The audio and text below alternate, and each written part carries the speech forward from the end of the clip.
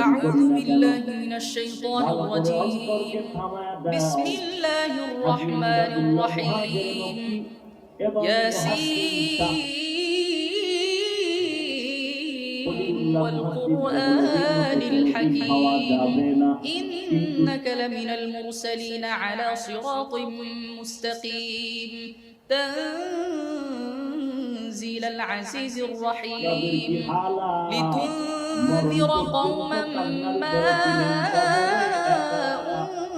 أنذر آباؤهم فهم غافلون لقد حق القول على أكثرهم فهم لا يؤمنون إنا جعلنا في أعناقهم أغلالا فهي إلى الأذقان فهم مقمحون وجعلنا من بين أيديهم سدا ومن خلفهم سدا فأغشيناهم فهم لا يبصرون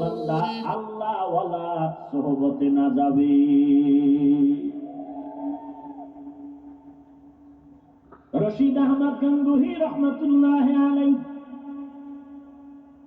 এত বড় আলেম, তার কি দরকার ছিল কোরআন হাদিস পড়িয়াই তো মাওলারে পেয়ে যাইতে, কিন্তু আরেকজন আল্লাহ আল্লাহর পেছনে যাওয়ার কি প্রয়োজন?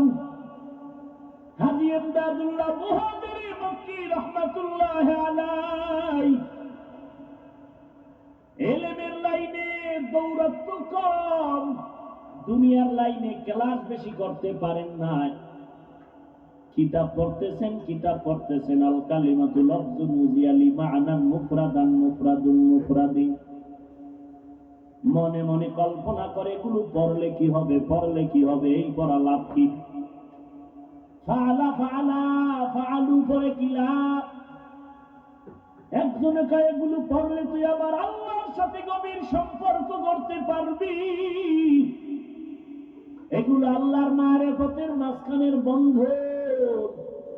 হাজী ইমদাদুল্লাহ পাগল হয়ে গেলেন, আমার মাওলারে তো একটু চেনা দরকার, চিনি না, কোথায় আমার মালিক রে পাই? বলে এমনে এমনে পাবি না, যারা আল্লাহকে চিনে তাদের সংসর্গে যাও, সোহবতে যাও।